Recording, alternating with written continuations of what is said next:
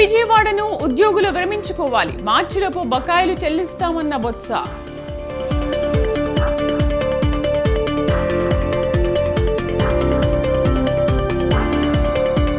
మేడారం జాతరపై వివక్ష చూపడం సరికాదు, తెలంగాణను కేంద్రం నిర్లక్ష్యం చేస్తోందన్న రేవంత్.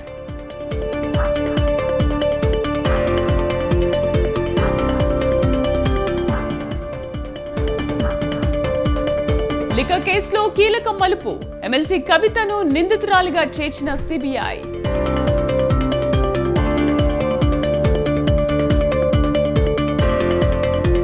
యాంకర్ను కిడ్నాప్ చేసిన యువతి అరెస్ట్, పెళ్లి చేసుకోవాలన్న ఆశతోనే కిడ్నాప్.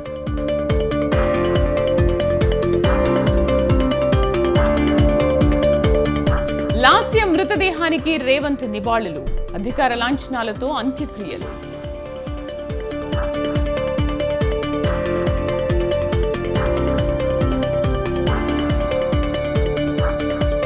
మార్చి 13 తర్వాతే లోక్సభ ఎన్నికల షెడ్యూల్, ఎన్నికల సంసిద్ధతపై అధికారుల సమీక్ష.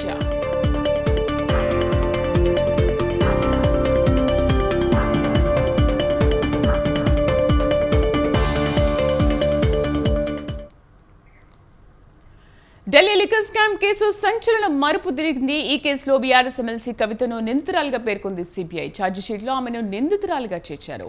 ఇప్పటికే ఆమెకు నోటీసులు జారీ చేసిన సిబిఐ అధికారులు ఫిబ్రవరి 26న ఢిల్లీలో విచారణకు హాజరు కావాల్సిందిగా నోటీసులో పేర్కొన్నారు. మరి కవిత సిబిఐ విచారణకు ఢిల్లీకి వెళ్తారా లేదా అనేది తెలియాల్సి ఉంది.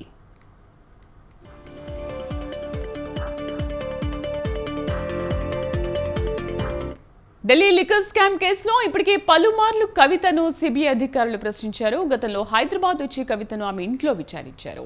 ఈడీ అధికారులు మాత్రం 2 సార్లు ఢిల్లీకి పిలిపించి అక్కడ ఆమెపై ప్రశ్నల వర్షం గుప్పించారు. అయితే మహిళను ఇంట్లోనే విచారించాలని చట్టంలో వెసులుబాటు ఉందని కవిత సుప్రీంకోర్టును ఆశ్రయించారు. ఆమె పిటిషన్పై విచారణ చేపట్టిన సుప్రీంకోర్టు ఈ నెల 28కి కేసును వాయిదా వేసింది. ఈలోపే సిబిఐ కవితకు నోటీసులు జారీ చేయడం, ఆమెను నిందితురాలుగా పేర్కొనడం హాట్ టాపిక్ గా మారింది.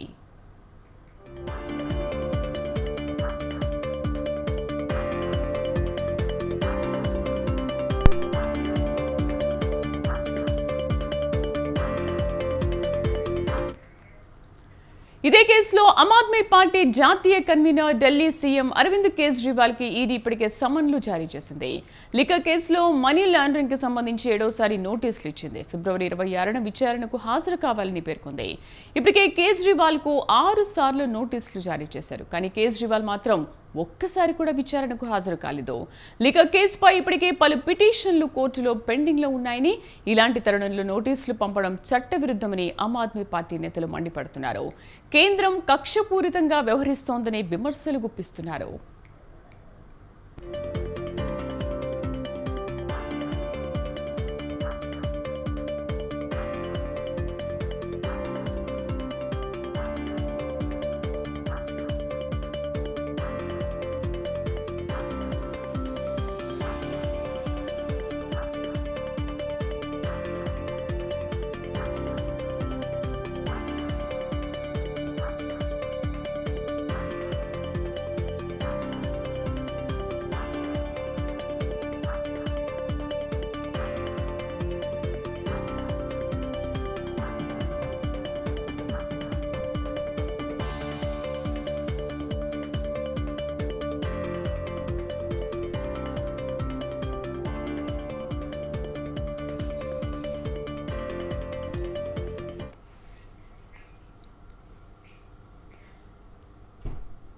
మేడారం మహాజాతరపై కేంద్ర ప్రభుత్వానికి ఎందుకింత వివక్ష అని సీఎం రేవంత్ రెడ్డి ప్రశ్నించారు. మంత్రి సీతక్క కృషితో అప్పుడు ముఖ్యమంత్రి చంద్రబాబు నాయుడు రాష్ట్ర పండుగగా మేడారం జాతరను ప్రకటించారని గుర్తు చేశారు. కుంభమేళాను కేంద్ర ప్రభుత్వం జాతీయ పండుగగా గుర్తించినప్పుడు సమ్మక్క సారాలమ్మ జాతరను గుర్తిస్తే తప్పేంటని నిలదీశారు.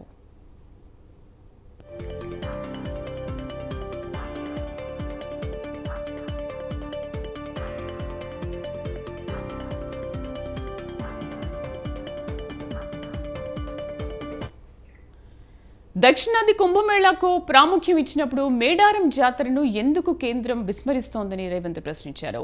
ప్రధానమంత్రి నరేంద్ర మోదీ జాతరకు రావాలని కోరారు. మేడారం జాతరలో సీఎం రేవంత్ రెడ్డి శుక్రవారం నాడు పాల్గొని అమ్మవార్లకు ప్రత్యేక పూజలు నిర్వహించారు.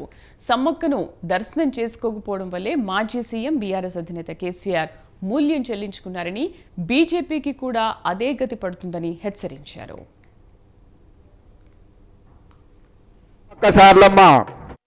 దాదాపుగా 1.5 కోటి భక్తులు ఈ ప్రాంతానికి వస్తే కేంద్ర ప్రభుత్వాన్ని చాలా సంవత్సరాల నుంచి జాతీయ పండుగగా ఉత్తర భారతం దక్షిణ భారతం అనే వివక్ష చూపించడం మంచిది కాదు. దక్షిణ భారతదేశంలోనే కాదు, ప్రపంచంలోనే సమ్మక్క సారలమ్మ జాతరకు ఒక ప్రత్యేకమైన గుర్తింపు ఉంది.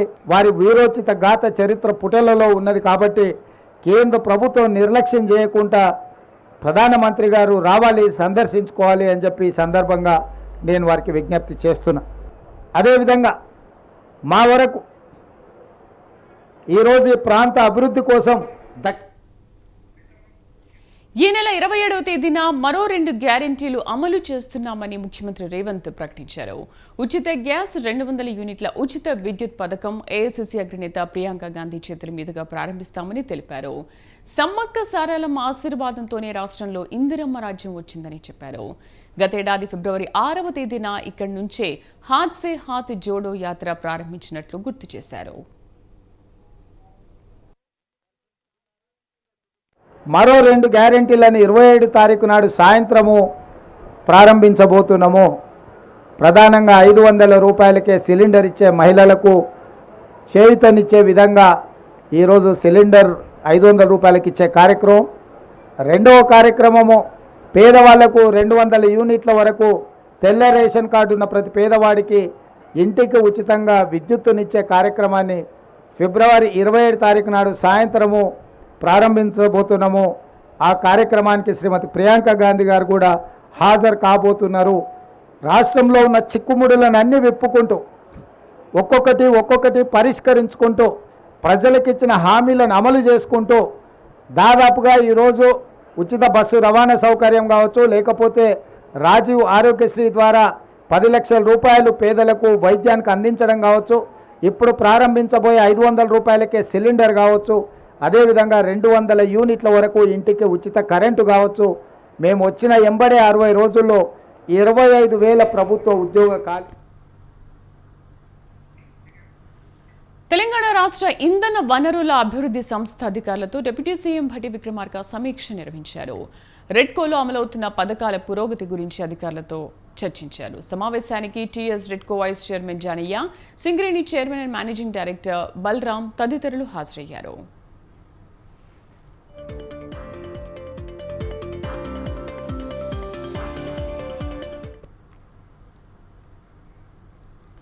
బీజేపీపై తెలంగాణ కాంగ్రెస్ నేత జగ్గారెడ్డి తీవ్ర విమర్శలు చేశారు. బీజేపీకి ఓటమి భయం పట్టుకుందని అన్నారు. అందుకే కాంగ్రెస్ పార్టీకి వ్యతిరేకంగా తప్పుడు ప్రచారం చేస్తోందని అన్నారు. వచ్చే పార్లమెంట్ ఎన్నికల్లో కనీసం 3 స్థానాలు కూడా బీజేపీకి రావని విషయం కిషన్ రెడ్డికి అర్థమైందన్నారు. అందుకే కాంగ్రెస్ పై దుష్ప్రచారం చేస్తున్నారన్నారు. ప్రజలు బీజేపీ పట్ల అప్రమత్తంగా ఉండాలన్నారు.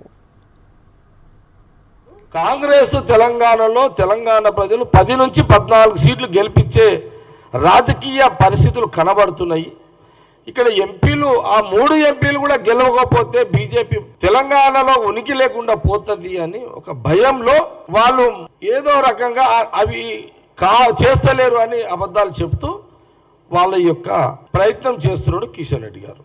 ఇది చాలా స్పష్టంగా కాంగ్రెస్ పార్టీ తెలంగాణ ప్రజలను అలర్ట్ చేస్తున్నది. జాగ్రత్త పడండి తెలంగాణ ప్రజలారా. BJP party, BJP central government వాళ్ళు అబద్ధాలతో తెలంగాణ ప్రజలను మోసం చేసే పద్ధతిలో ఇది గ్రహించాలని మేము గాంధీ భవన్ నుంచి కాంగ్రెస్ పార్టీ పక్షాన మేము తెలంగాణ ప్రజలను జాగ్రత్త పరచాలే పద్ధతిలో మేము మీడియా ద్వారా తెలంగాణ యావత్ ప్రజానీకానికి అందరికీ కూడా తెలియజేయడం.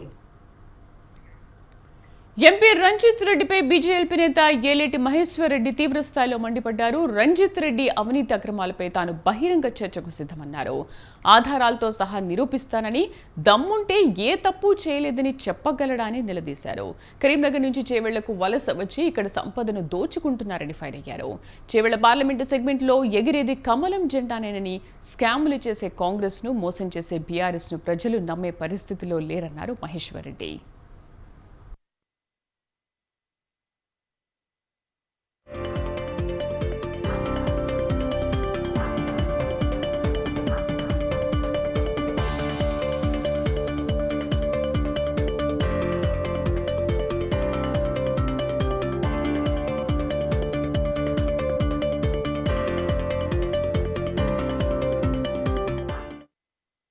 భారతదేశం ఈరోజు నరేంద్ర మోడీ గారిని మూడోసారి ప్రధానమంత్రిగా చూడాలని, ప్రపంచ దేశంలో 10వ స్థానం నుంచి 5వ ఆర్థిక శక్తిగా ఎదిగినటువంటి భారతదేశం రేపు 3వ ఆర్థిక శక్తిగా వచ్చే 5 సంవత్సరాల్లో ఎదుగుతున్న విశ్వాసం నరేంద్ర మోడీ గారితో పాటు దేశ ప్రజలందరికీ ఉన్న సంగతి మీకు తెలుసు. నరేంద్ర మోడీ అంటే ఒక వ్యక్తి కాదు. నరేంద్ర మోడీ ఒక నమ్మకం, ఒక విశ్వాసం, ఒక శక్తి. యావత్ ప్రపంచం ఈరోజు భారతదేశం వైపు, నరేంద్ర మోడీ గారి నాయకత్వం వైపు చూస్తున్నటువంటి సందర్భం. ఖచ్చితంగా భారతదేశంలో 400 సీట్లు దాటుతాయని చెప్పేసి విశ్లేషకులు చెప్తున్నా. ఎట్టి పరిస్థితుల్లో చేవెళ్ల పార్లమెంటు నియోజకవర్గంలో కాషాయ జెండా ఎగురుతుందని చెప్తున్నా. ఎంత మెజార్టీతో ఎగురుతా అనేది, కనీసం 2 లక్షల మెజార్టీతో గెలవాలని, 2 లక్షల మెజార్టీతో ఇక్కడ కాషాయ జెండా గర్వంగా ఎగిరించి నరేంద్ర మోడీ గారికి బహుమానం ఇవ్వాలనేది మా సంకల్పం. సినిమా కథను మించిన క్రైమ్ కథను హైదరాబాద్ పోలీసులు ఛేదించారు. నచ్చిన వాడిని దక్కించుకోవడానికి ఎంతకైనా తెగించేందుకు సిద్ధమైంది ఓ యువతి. ఏకంగా యువకుడిని కిడ్నాప్ చేసి తన వాడిని చేసుకోవాలనుకుంది. యువతి చెర నుంచి తప్పించుకుని పోలీసులను ఆశ్రయించాడు ఆ యువకుడు.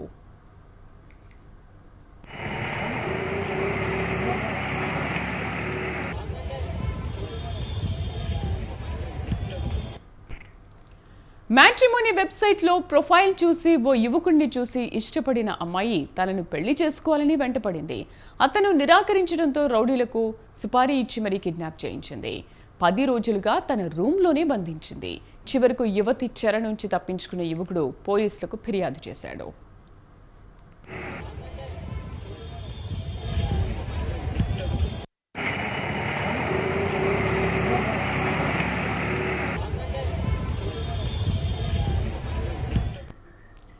ప్రణవ్ హైదరాబాద్లో సాఫ్ట్వేర్ ఇంజనీర్గా పనిచేస్తూనే ఓ టీవీ ఛానల్లో యాంకర్గా పార్ట్ టైం జాబ్ చేస్తున్నాడు. 2 ఏళ్ల క్రితం ప్రణవ్ ఫోటోను మ్యాట్రిమోనీ వెబ్సైట్లో చూసిన త్రిష అనే యువతి అతన్ని ఇష్టపడింది. తనను పెళ్లి చేసుకోవాలనుకుని అతన్ని సంప్రదించింది. దీంతో తన పేరుతో ఫేక్ ప్రొఫైల్ క్రియేట్ చేశారని తెలుసుకున్న ప్రణవ్ పోలీసులకు ఫిర్యాదు చేశాడు. కాగా ప్రణవ్ ఫోటో చూసి మనసు పడ్డ యువతి అతనితో పరిచయం పెంచుకుంది. అదే పరిచయంతో తనను పెళ్లి చేసుకోవాలని త్రిష ఒత్తిడి చేయడం మొదలుపెట్టింది.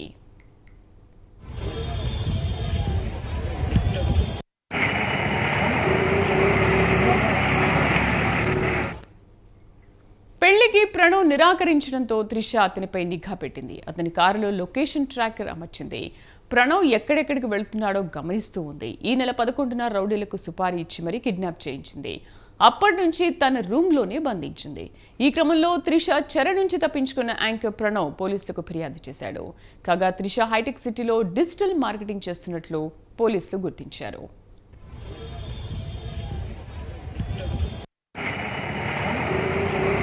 ఈ నెల 11వ తారీఖు రోజు Uppal police station Malkajgiri sub డివిజన్లో మనకు ఒక కంప్లైంట్ రిజిస్టర్ అయింది.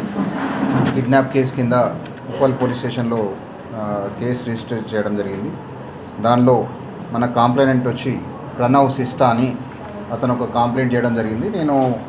ఆయన సాఫ్ట్వేర్ ఇంజనీర్ మరియు జెమినీ టీవీలో పార్ట్ టైం యాంకరింగ్ కూడా చేస్తారు. అతను సాఫ్ట్వేర్ జాబ్ చేసి 11th రోజు ఇంటికి వస్తుంటే, అతను కారులో వస్తుంటే midnight 1 o'clock ఒక 4 వ్యక్తులు వచ్చి ఆయనను కిడ్నాప్ చేసినట్టుగా పోలీస్ స్టేషన్లో కంప్లైంట్ ఇవ్వడం జరిగింది.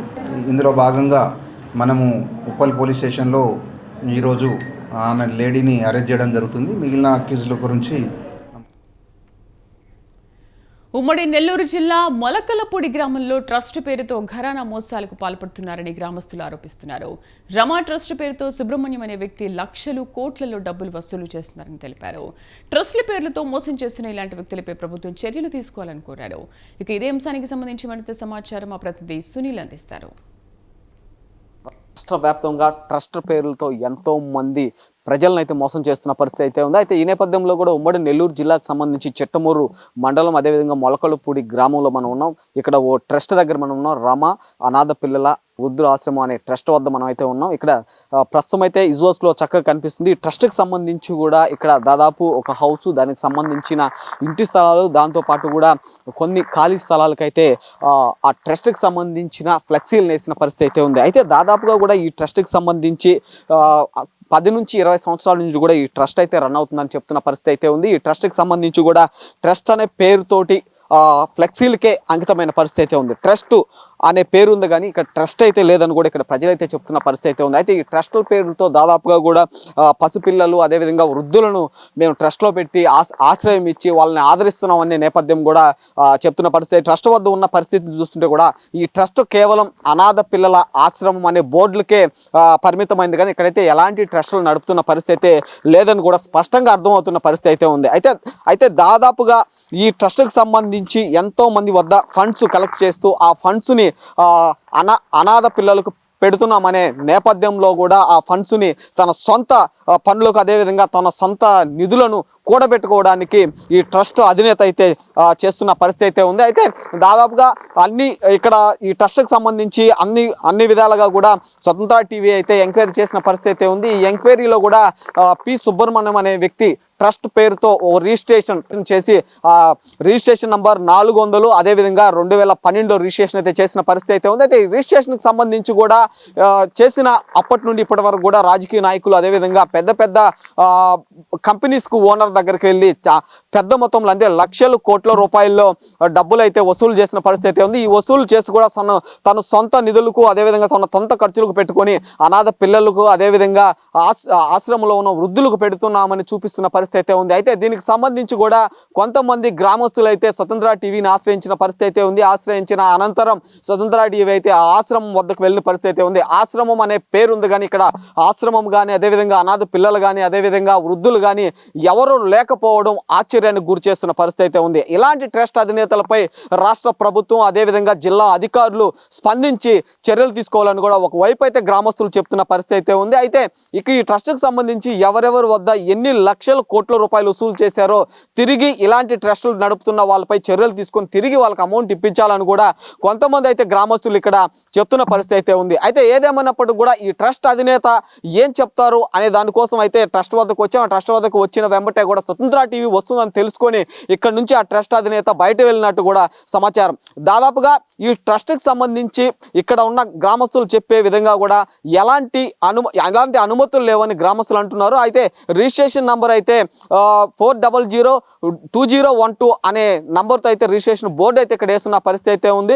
ఏదేమన్నప్పటికీ కూడా ఇలాంటి అవినీతికి పాల్పడుతూ ట్రస్ట్ల పేర్లతో డబ్బులు దోచుకుంటున్న వ్యక్తులపై వెంటనే రాష్ట్ర ప్రభుత్వం అదేవిధంగా జిల్లా ఉన్నతాధికారులు చర్యలు తీసుకోవాలని కూడా ఇక్కడ గ్రామస్తులు అదేవిధంగా చుట్టుపక్కలకు సంబంధించిన గ్రామస్తులు చెప్తున్న పరిస్థితి అయితే నెలకొంది. కెమెరామ్యాన్ సునీల్తో రిపోర్టర్ సునీల్, స్వతంత్ర టీవీ, ఉమ్మడి నెల్లూరు జిల్లా చిట్టమూరు నుండి. తెలంగాణలో కాంగ్రెస్ సర్కార్ వచ్చాక ఏసీబీ తన దూకుడు పెంచింది. అక్రమాస్తుల సంపాదన, స్కామ్లపై ఫోకస్ చేస్తూ ఒక్కొక్కటిగా అన్ని చిట్టాలను వెలికితీస్తోంది. ఓవైపు దర్యాప్తు వేగవంతం చేస్తూ మరోవైపు అరెస్టులతో అక్రమార్కుల గుండెల్లో గుబులు పుట్టిస్తోంది. తాజాగా గొర్రెల పంపిణీ పథకంలో 4గురిని అరెస్ట్ చేసింది ఏసీబీ. అసలు ఈ పథకం ఉద్దేశ్యం ఏంటి, ఎంతమందికి లబ్ధి చేకూర్చిందో వాచ్ ఇట్.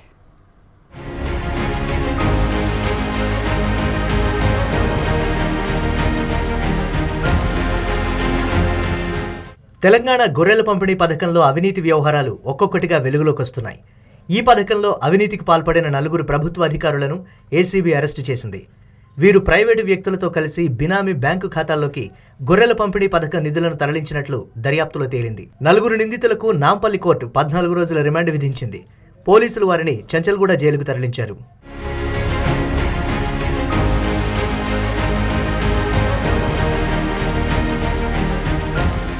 గత బీఆర్ఎస్ ప్రభుత్వం ప్రతిష్టాత్మకంగా చేపట్టిన గొర్రెల పంపిణీ పథకంలో అవినీతి ప్రకంపనలు రేపుతోంది. గొర్రెల పంపిణీ స్కామ్లో 4 ప్రభుత్వ ఉద్యోగులను ఏసీబీ అధికారులు అరెస్టు చేశారు. ప్రైవేటు వ్యక్తులతో కుమ్మక్కై నకిలీ పత్రాలు, బ్యాంకు ఖాతాలు సృష్టించి 2.10 కోట్ల ప్రభుత్వ నిధులను పక్కదారి పట్టించారని ఏసీబీ అధికారుల దర్యాప్తులో తేలింది. అరెస్టైన వారిలో కామారెడ్డి వెటర్నరీ ఆసుపత్రి అసిస్టెంట్ డైరెక్టర్ రవి, మేడ్చల్ పశుసంవర్ధక శాఖ అసిస్టెంట్ డైరెక్టర్ ఆదిత్య, రంగారెడ్డి జిల్లా భూగర్భ జల అధికారి రఘుపతిరెడ్డి, వయోజన విద్యా డిప్యూటీ డైరెక్టర్ గణేష్ ఉన్నారు.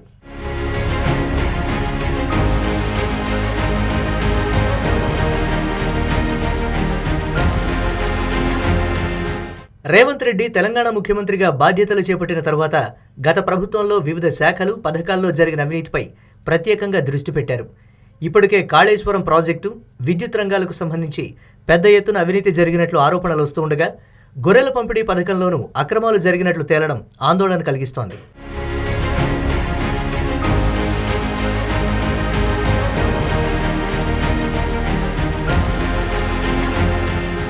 $12,000 కోట్ల బడ్జెట్తో 2017 జూన్ 20 నాటి సీఎం కేసీఆర్ ఈ పథకాన్ని ప్రారంభించారు. సిద్దిపేట జిల్లా గజ్వేల్ సమీపంలోని కొండపాకలో ఈ పథకాన్ని ప్రారంభించారు. ఒక్కో యూనిట్కు 21 గొర్రెలకు గాను $125,000 ఇచ్చారు. ఆ తర్వాత యూనిట్ ధరను $175,000 పెంచారు. ఇందులో $131,250ను రాష్ట్ర ప్రభుత్వం భరించగా $43,750 లబ్ధిదారుడు భరించారు.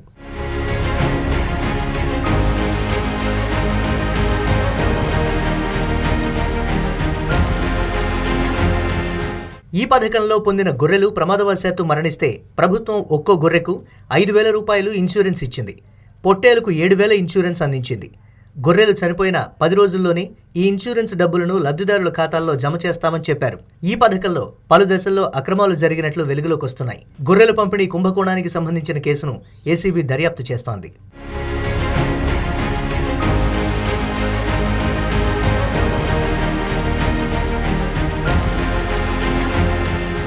తెలంగాణ రాష్ట్ర వ్యాప్తంగా పశుసంవర్ధక శాఖలో అవినీతికి పాల్పడిన 4 నిందితులకు నాంపల్లి ఏసీబీ కోర్టు మార్చి 7 వరకు జ్యుడిషియల్ రిమాండ్ విధించింది.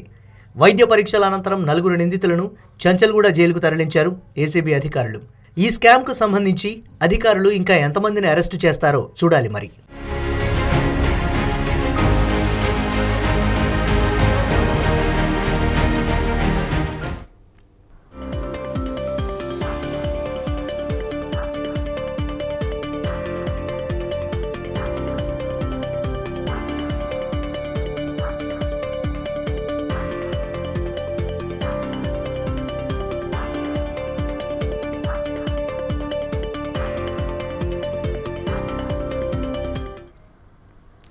ఎమ్మెల్యే లాస్య నందిత కేసులో కీలక మలుపు చోటు చేసుకుంది. లాస్య సోదరి ఫిర్యాదుతో పోలీసులు ఆకాష్పై కేసు నమోదు చేశారు.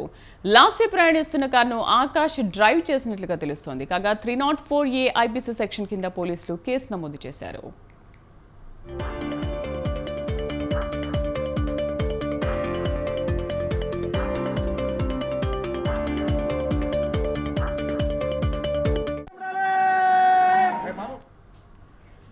ఎమ్మెల్యే లాస్య నందిత కేసులో కీలక మలుపు చోటు చేసుకుంది. లాస్య సోదరి ఫిర్యాదుతో పోలీసులు ఆకాష్పై కేసు నమోదు చేశారు.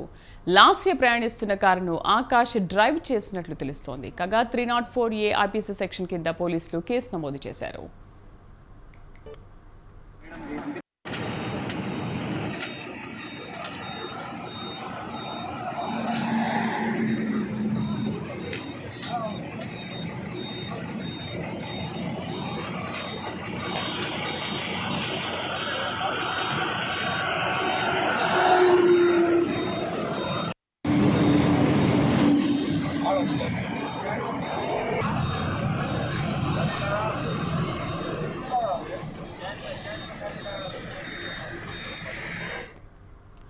ఎమ్మెల్యే లాస్య నందిత కేసులో కీలక మలుపు చోటు చేసుకుంది. లాస్య సోదరి ఫిర్యాదుతో పోలీసులు ఆకాష్పై కేసు నమోదు చేశారు. లాస్య ప్రయాణిస్తున్న కారును ఆకాష్ డ్రైవ్ చేసినట్లుగా తెలుస్తోంది. కాగా 304A ఐపీసీ సెక్షన్ కింద పోలీసులు కేసు నమోదు చేశారు.